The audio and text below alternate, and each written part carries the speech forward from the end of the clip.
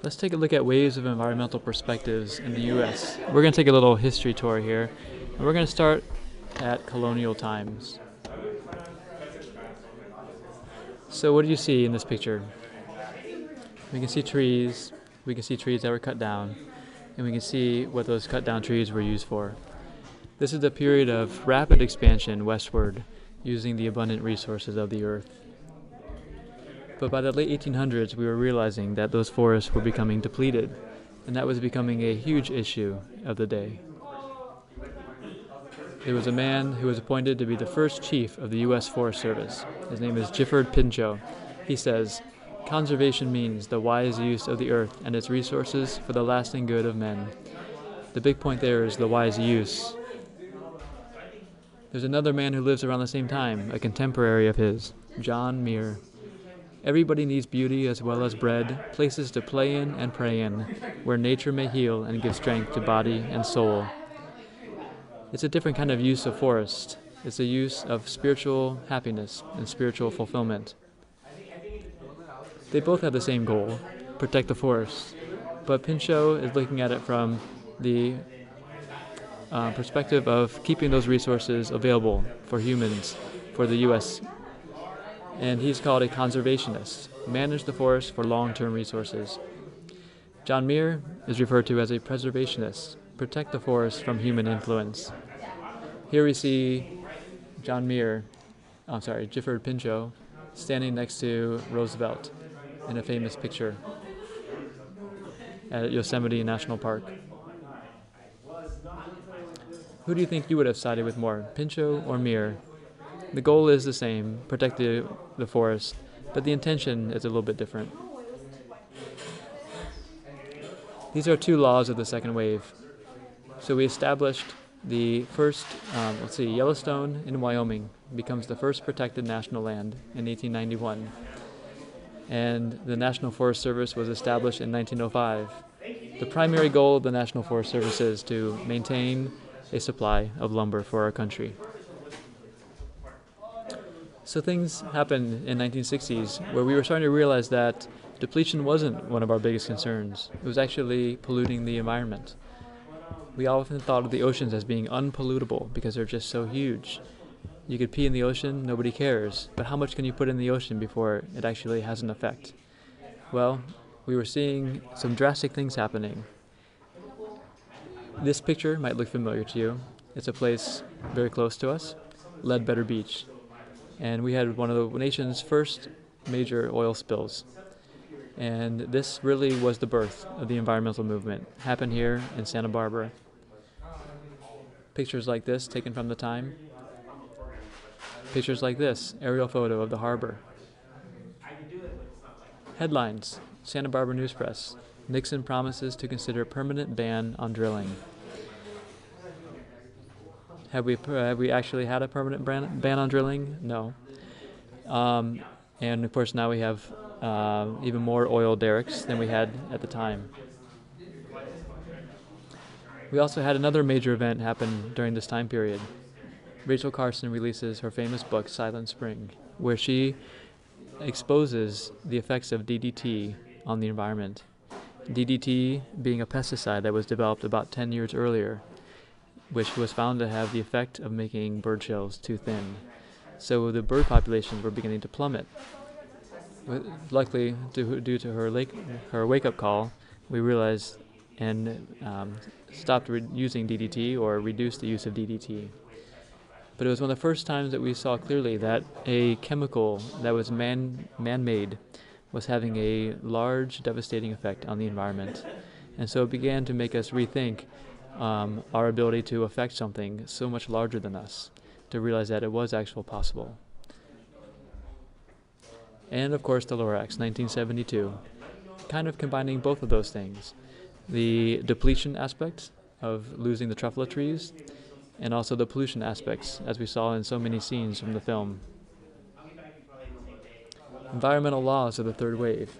We had the Clean Air Act of 1970, which made a big improvement in the smoke coming out of the smokestacks from factories and, more importantly, energy plants.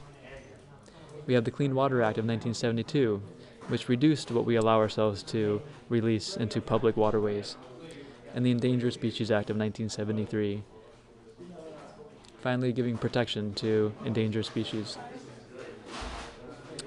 Enters the fourth wave, which is now globalism. This is the famous photograph taken from 1968 of the first time that we sent humans near the moon. These humans did not land on the moon. That didn't happen until 1969, but they did orbit it. And this picture sent back to Earth was a wake-up call, or put us in a brand new perspective. We had never seen the Earth before from such a far distant place, to realize that it is simply a planet floating through space. In the 80s, we had a major wake-up call, realizing that due to human chemicals being manufactured, we were changing the planet on a huge scale. We were thinning the ozone layer above Antarctica at the southernmost tip of the southern hemisphere. And that is allowing ultraviolet rays to come in and kill essential microorganisms and cause increased rates of cancer, among other things. So, we have changes happening nowadays. This area becoming desertified, where we can see the drought that this is experiencing. And in other parts of the planet, we see temperatures rising. So we are now in an era of climate change. How are we going to view the planet now? Are we still going to view it from an older anthropocentric viewpoint that we need to protect man and let nature take care of itself? Or a biocentric, more like a John Muir approach, where we have to consider protecting not only mankind, but all the species living in the ecosystems, because we're all dependent on each other? Or do we expand that to an ecocentric viewpoint, where we consider that which supports those organisms? If we provide healthy water, healthy air, then we can allow all those organisms to thrive, and in so also provide ourselves to thrive. Where do you fall into the perspective here? Are you A, B, or C? Going back to this image for a moment, with global warming, we are affecting the ecosystem. We are affecting the presence of CO2 in the atmosphere and other greenhouse gases.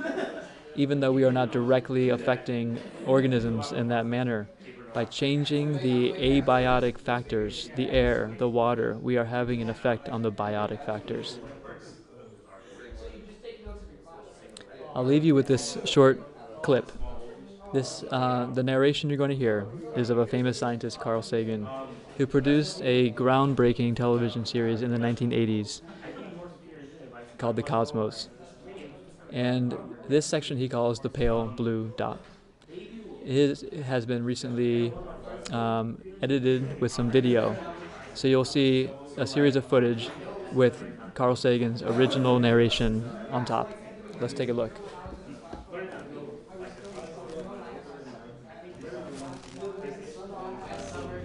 From this distant vantage point, the Earth might not seem of any particular interest. But for us, it's different. Consider again that dot. That's here. That's home. That's us. On it, everyone you love, everyone you know, everyone you ever heard of, every human being who ever was, lived out their lives. The aggregate of our joy and suffering, thousands of confident religions, ideologies, and economic doctrines, every hunter and forager, every hero and coward, every creator and destroyer of civilization, every king and peasant, every young couple in love, every mother and father, hopeful child, inventor and explorer, every teacher of morals, every corrupt politician, every superstar, every supreme leader, every saint and sinner in the history of our species lived there, on the mote of dust, suspended in a sunbeam.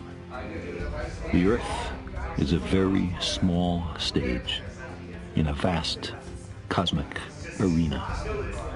Think of the rivers of blood spilled by all those generals and emperors, so that in glory and triumph they could become the momentary masters of a fraction of a dot.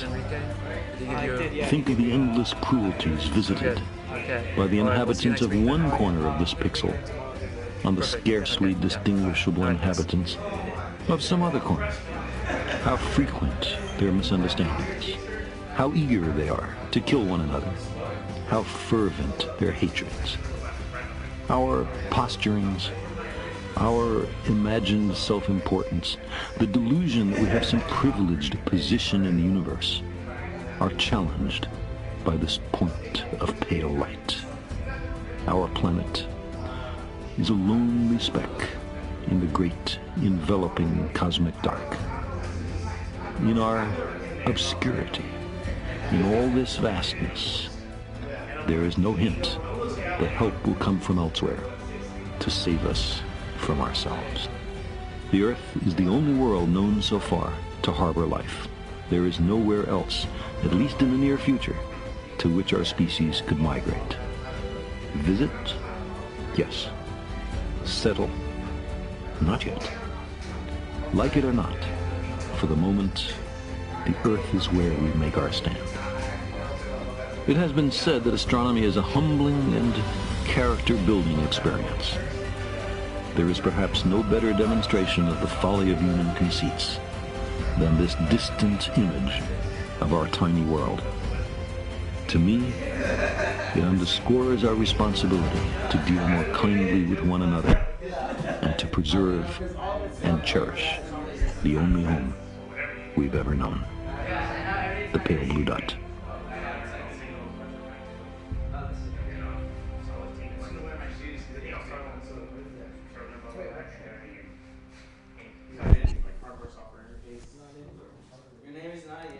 So I'll leave you with this question. In your own personal beliefs and understandings, why should humans today make effort to improve the pale blue dot? Or does it just not matter?